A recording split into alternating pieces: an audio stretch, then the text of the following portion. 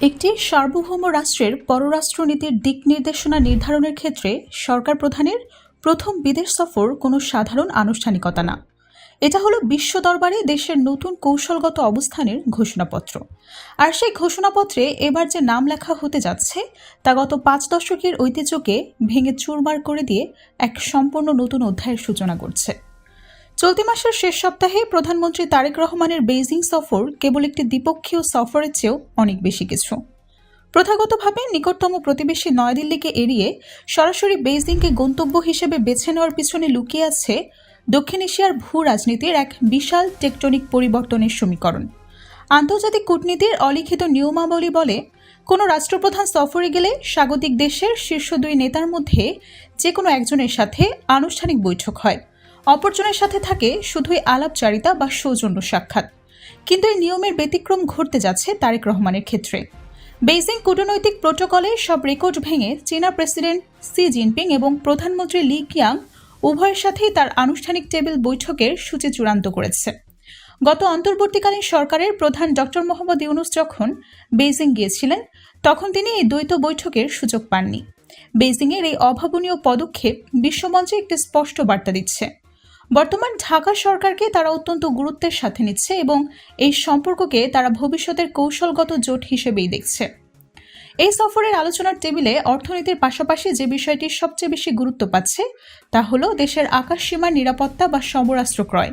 বিগত অন্তর্বর্তীকালীন সরকারের আমলেই বাংলাদেশ বিমান বাহিনীর জন্য চীনের তৈরি 20টি জেট-এন-সি মাল্টিরোল যুদ্ধ বিমান ক্রয়ের প্রাথমিক প্রস্তাবনা তৈরি করা হয়েছিল, যার বাজেট ধরা হয়েছিল প্রায় 15,000 কোটি টাকা। নির্বাচনের আগে অভ্যন্তরীণ রাজনৈতিক টানাপোড়েনের কারণে ইউনুস প্রশাসন এটি স্থগিত করলেও এখন সেই ফাইলটি পুনরায় সচল হতে যাচ্ছে।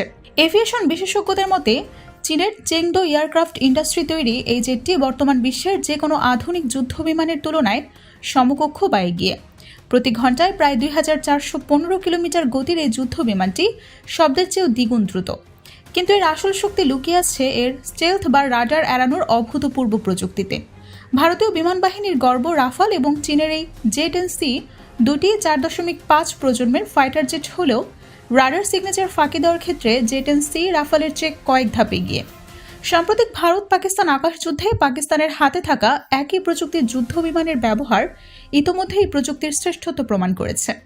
তাছাড়া ড্রোন প্রযুক্তি হস্তান্তর এবং চীন পাকিস্তানের যৌথ প্রযোজনার JF-17 যুদ্ধ বিমান নিয়েও আলোচনা হবে, যা দক্ষিণ এশিয়ার সামরিক ভারসাম্যে এক নতুন সমীকরণ তৈরি করবে। কিন্তু প্রশ্ন হলো, এই সফরের গন্তব্য কেন ভারত নয় বরং চীন?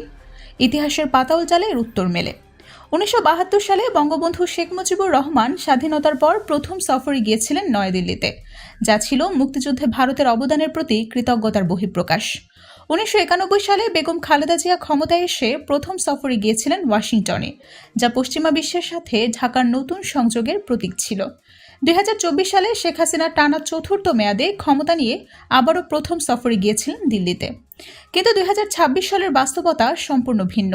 গণ অভ্যুত্থানের মুখে পদত্যাগ করে শেখ হাসিনা যখন ভারতে যান, তখন বাংলাদেশের জনমানসে দীর্ঘ 1.5 দশক ধরে দিল্লির নীরব সমর্থনে চলা একটি দানবীয় স্বৈরাচারের যে ক্ষতচিহ্ন তৈরি হয়েছে তা এখনও রয়েছে সজীব। এমন একটা স্পর্শকাতর মুহূর্তে তারেক রহমান যদি প্রথম সফরেই দিল্লির মাটি ছুঁতেন, তবে তা দেশের সাধারণ মানুষের গণ অভ্যুত্থানের অর্জনকে চরমভাবে একদম ক্ষুণ্ণ করে দেওয়া হতো। অভ্যন্তরীণ রাজনীতির এই সূক্ষ্ম সমীকরণটি ঢাকার কূটনীতিকরা অত্যন্ত বুদ্ধিদীপ্তভাবেই মেপেছেন। তবে সামরিক চুক্তি বা কূটনৈতিক বার্তা দেওয়ার চেয়েও বড় যে কারণে বেইজিং ঢাকার জন্য অপরিহার্য হয়ে উঠেছে তা হলো আসন্ন অর্থনৈতিক মহাসংকট। 2026 সালের শেষ দিকে বাংলাদেশ স্বল্পোন্নত দেশের তালিকা থেকে বেরিয়ে উন্নয়নশীল দেশের মর্যাদা পাচ্ছে। এই উত্তরণের ফলে ইউরোপ ও আমেরিকার বাজারে বাংলাদেশ যে শুল্কমুক্ত রপ্তানির সুবিধা ভোগ করে আসছে তা বন্ধ হয়ে যাবে। আমাদের মোট রপ্তানি আয়ের প্রায় 84% আসে পোশাক শিল্প থেকে। শুল্ক বাধা চালু হলে আন্তর্জাতিক বাজারে এই শিল্পের টিকে থাকা প্রায় অসম্ভব হয়ে পড়বে। এই মহাসংকট সামলাতে ঢাকার জরুরি প্রয়োজন নতুন বাজার, বিশাল বিদেশি বিনিয়োগ এবং প্রযুক্তি হস্তান্তর। বিশ্বের বিভিন্ন দেশের সাথে তুলনা করলে এই 3টি চাহিদা একযোগে পূরণের একমাত্র ক্ষমতাধর রাষ্ট্র এখন চীন। ইতোমধ্যেই ইউনুস সরকারের সময় $2.1 বিলিয়ন আর্থিক প্যাকেজ এবং বর্তমান সরকারের আমলে আরও $100 বিলিয়ন তহবিল ছাড় করেছে বেইজিং। ভিসা প্রক্রিয়া সহজীকরণ এবং সরাসরি ফ্লাইট বাড়ানোর মাধ্যমে তারা ইতোমধ্যেই বার্তা দিয়েছে। তারেক রহমানের লক্ষ্য 2034 সালের মধ্যে অর্থনীতির আকার $1 ট্রিলিয়ন নিয়ে যাবে। ভাবা যায়, এই বিশাল লক্ষ্যমাত্রা পূরণে যে কাঠামোগত বিনিয়োগ প্রয়োজন তা এশিয়ার একমাত্র চীনই দিতে পারে। এই সফরে জ্বালানি খাতের উন্নয়ন, চীনের শ্রমঘন কারখানাগুলোকে বাংলাদেশে স্থানান্তর, মংলা বন্দরের আধুনিকায়ন এবং বিশেষ অর্থনৈতিক অঞ্চলগুলোকে পুরোপুরি কার্যকর করার বিষয়ে চূড়ান্ত চুক্তি হতে চলেছে।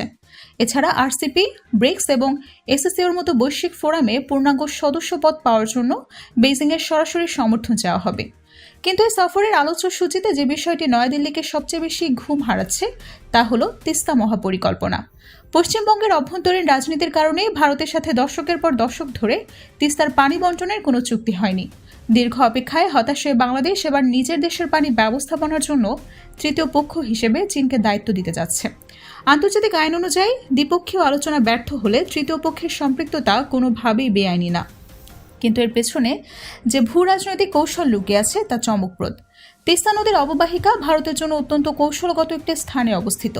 এটি অবস্থিত ভারতের শিলিগুড়ি করিডোরের ঠিক পাশেই। মাত্র 22 কিলোমিটার চওড়াই সরু ভূখণ্ডটি, যাকে কৌশলগতভাবে চিকেন স্নেক বা মুরগির ঘাড় বলা হয়, ভারতের মূল ভূখণ্ডকে তাদের উত্তর পূর্বের দিক থেকে 7টি রাজ্যের সাথে যুক্ত করে রেখেছে। তিস্তা মহাপরিকল্পনার কাজের অজুহাতে এই অত্যন্ত সংকীর্ণ ও ঝুঁকিপূর্ণ করিডোরের কাছাকাছি বিপুল সংখ্যক চীনা প্রকৌশলী ভারতের জাতীয় নিরাপত্তা বিশ্লেষকদের কাছে যে চরম আতঙ্কের বিষয় হয়ে দাঁড়িয়েছে সেটা না বোঝাটাই কষ্টকর।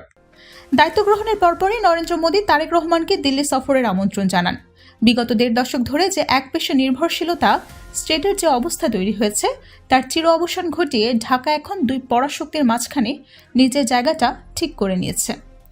দর্শক বন্ধুরা, প্রতিবেশী রাষ্ট্রের সংবেদনশীল অঞ্চলে চীনের এই প্রবেশ এবং জেট-এন-সি যুদ্ধবিমান ক্রয়ের বিষয়টি ঠিক কতটা যৌক্তিক এবং এর প্রভাব কিভাবে পড়তে পারে দক্ষিণ এশিয়ায়, তা নিয়ে আপনার মূল্যবান মতামত কমেন্ট বক্সে জানাবেন। প্রধানমন্ত্রী তারেক রহমানের এই বেইজিং সফর কেবল কয়েকটি চুক্তির নাম না, এটি একটি সার্বভৌম রাষ্ট্রের বিশ্ব দরবারে নতুন ঠিকানা পাওয়ার গৌরব গাথা, যেখানে আকাশসীমা হবে আধুনিক প্রযুক্তিতে সুরক্ষিত, অর্থনীতি হবে $1 ট্রিলিয়ন মাইল ফলকের দিকে এগিয়ে যাওয়া, আর ভূ রাজনীতি হবে নিজস্ব লেভারেজ বা প্রভাব খাটিয়ে জাতীয় স্বার্থ রক্ষার অনন্য দৃষ্টান্ত। ভূ রাজনীতির এমন গভীর এবং নিরপেক্ষ বিশ্লেষণ প্রতিদিন পেতে চ্যানেলটি এক্ষুনি সাবস্ক্রাইব করুন এবং বেল আইকনে ক্লিক করে নোটিফিকেশন অন করে রাখুন। ধন্যবাদ সঙ্গে থাকার জন্য।